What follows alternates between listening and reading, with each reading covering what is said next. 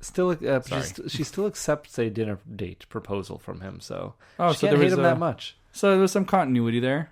Not any continuity. From what we've seen her, the way she's treated him this season, no way should she have accepted this dinner date. Well, just last episode, she could cancel on him. She could have canceled on him. Well, it's canceled now. Well, definitely. Like, due to unforeseen event. But at this point, like, did you know that Spencer was going to die?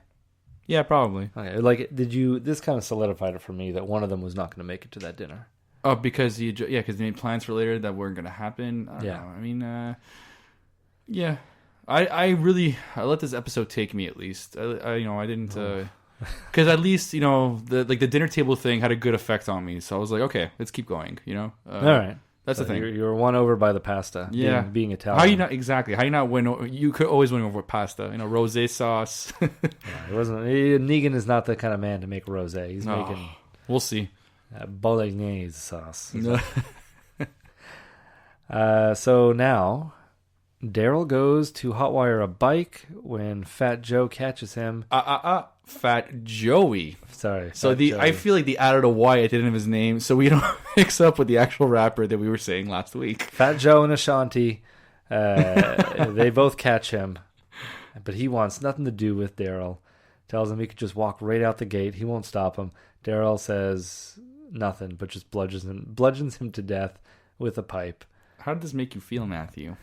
Good, huh? Because Daryl, we've seen people take chances and let their human compassion get the better of them, and it's usually costing their lives. They got to kill everybody. And Daryl made a good point because Fat Joey says, I'm just trying to get by. I'm just trying to get by. He bludgeons him, says no one tries to just get by here. They want everything. Or something like that. Yeah, and he's right. But the thing is that, obviously, part of me is like, okay, innocence died. There was some innocence that went with it. And it's like, it was definitely an overreaction to a certain degree. But obviously, the fact that he bludgeoned him to death the same way as Negan did to Glenn and Abraham, it's obviously some balled up aggression that he's had since he's been in that cell. Yeah. So obviously, it was more of a cathartic thing for Daryl. As much as there was an innocent factor to it. He's got to go. He's one of them. He was probably if Negan would probably get him to tell anyway. Oh yeah. No way he wouldn't. I don't even think Daryl would be able to turn his back to this guy without him taking his gun out and shooting him in the back of the head. I don't think he's that skilled to do that or has the mentality to do it. But I'm pretty sure he has he would squeal if Negan confronted him for sure. Yeah, there's always the risk, and you just don't take a risk at this point. You're so close to the finish line, Daryl, and you kill anyone who gets in your way. And that's true. I didn't like the look that Jesus gave Daryl. Well, Jesus doesn't. The shocked looks like Daryl. Well, Jesus doesn't even kill walkers. Yeah, he's basically Herschel. Yeah, that's the thing. Funny thing though, apparently Fat Joey is a fan liked character, and I'm like, when did this happen? He had like 3 scenes. And fans love this guy. It was like Barbara for Stranger Things. And Barbara had more lines and more scenes. Fans are not. This is what Walking Dead. It is what AMC thinks Walking Dead fans are like. I think they're made up. I think it's just made up things because AMC they don't have their finger on the pulse of what fans really think of this show. Because, you can be a fan and still hate things about the show. You can be a fan and love everything about the show, but no way you're going to be a fan and love Fat Joey. Yeah, I don't know. I don't get it. The lovable Fat Joey. And apparently he tweeted, I'm going to Disneyland, and he basically tweeted. He had a bunch of followers, and he showed that apparently after he was done on the show, he decided to go to Disneyland.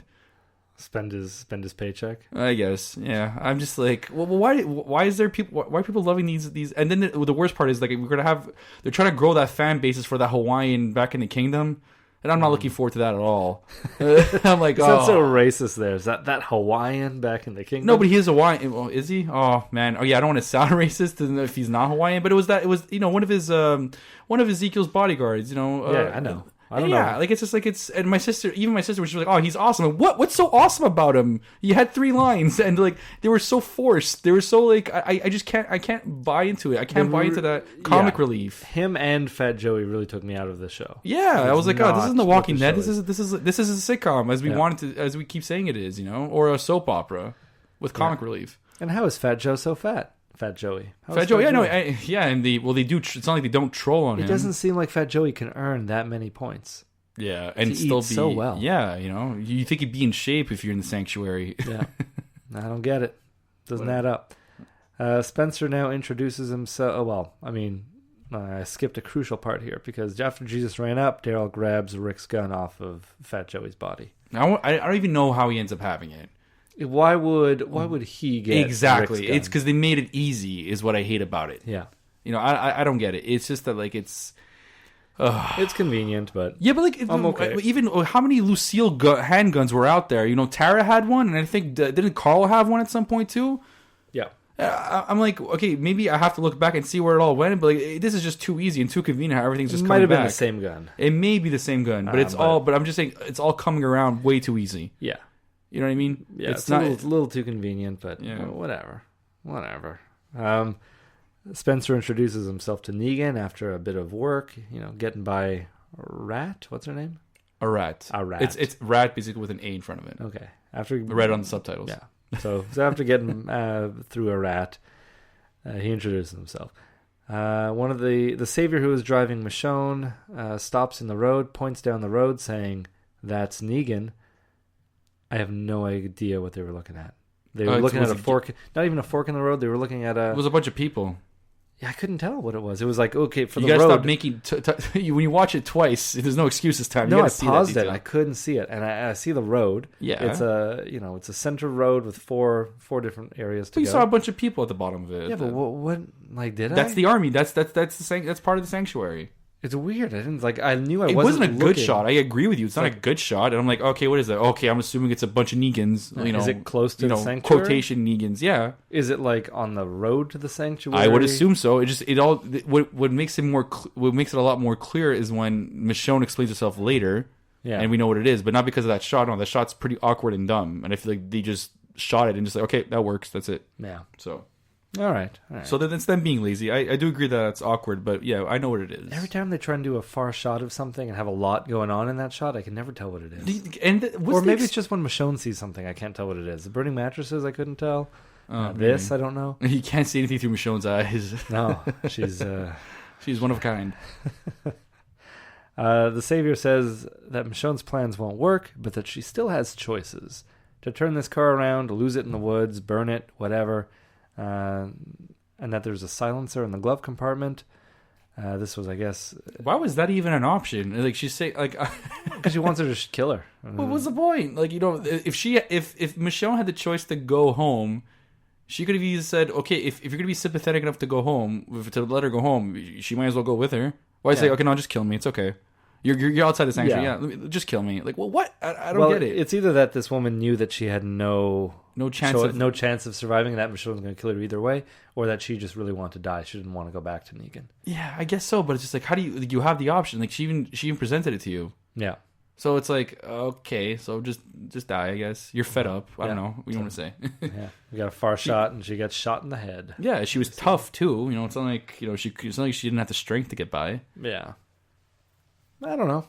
Yeah, no big loss there. No, I know. I found it random.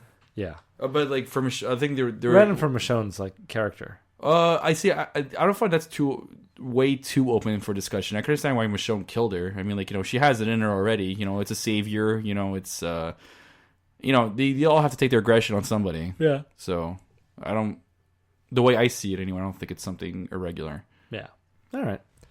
Rick and Aaron return to Alexandria. They are met with the Saviors, who tell them that Negan is in his house waiting for him, but they want to see what Rick brought them first. Pretty open and shut scene right there. We'll get back to it in a second. Right. Negan and Spencer hang out on the porch. Spencer tells them that there is a pool table in the house across the street, and they decide to take it outside and play a game. Oh yeah. In this scene. Where basically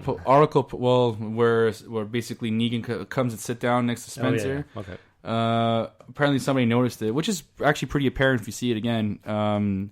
It's a funny mistake. It was posted by Brandon Davis. It was a shot of basically Negan taking a seat, and you see in his pocket was the shape of a smartphone. Yeah. in his pocket, which is like, okay, you don't think too much of it. It's like, whatever. Yeah, it's a funny mistake. They didn't, obviously actors keep their phones on them for sure as they're doing scenes, but it's funny though. I feel like they've been careful with all that. I feel like the show started before the smartphone era came along, right? Well, I'm not too sure. Or like most people had a cell phone. Yeah, had a cell phone, not a smartphone. What does it matter? Well, I mean, wouldn't you just see the outline of a regular phone in his pocket? Yeah, but why would you even have a phone altogether?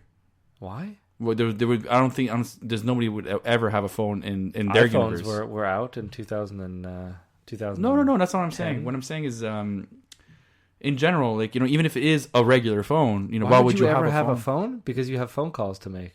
You have. You don't make phone calls on their cell phones in The Walking Dead. Why not? What are you talking about? I've never seen them make a phone call. There's no one. The towers are down. There's nobody operating them. How is their phone calls? You are beyond help right now, David. I don't know what you're talking about. We're talking about the actors. Yes. I'm talking about in the show itself, while they're filming. Yeah. Yeah. We've never seen anybody use a cell phone, right? In the show, like because the towers are clearly down. Exactly. No but like that doesn't even need discussion. What I'm talking about, when I thought what you were talking about, was that the actors will probably keep their phones on. Yeah, I already addressed that. Moving on, what I'm trying to say is that, like, to have that kind of mistake, like this, I'm saying this show started, like, in the context of the show, like, even in the circumstances someone would be caught to have a cell phone during the show, this started way before, this show takes place way before the smartphone ages, so you can't use that as an excuse that he had a smartphone from back then. It doesn't make any sense, is what I'm saying. It doesn't... Oh, okay, you know what? Forget it. No, we're not going to forget it, because I learned that this is not what we forget. I have to... if they have a cell phone on them in real life, in real life, it's fine. I'm not talking about in real life. What is a smartphone going to do for them? It's not going to do anything. That's not what I'm trying to bring up. What is anything going to do for them? Oh, Matthew, we're making fun of. I'm addressing a funny mistake that someone had their phone on them, and it's all I'm saying. And it's just like it's no, but you're also saying that, like, because this show started before the smartphone. I'm saying it's very apparent for him that he has a smartphone because this show started way before the smartphone era. So even just for someone to even have a smartphone is out of context. It's impossible. If you let me finish what I was going to say. Except it isn't, though, because it started in 2010. Well, that I think that I felt like everybody had one, where it was common to have one. Is what you I'm saying. You don't think Negan would have a smartphone?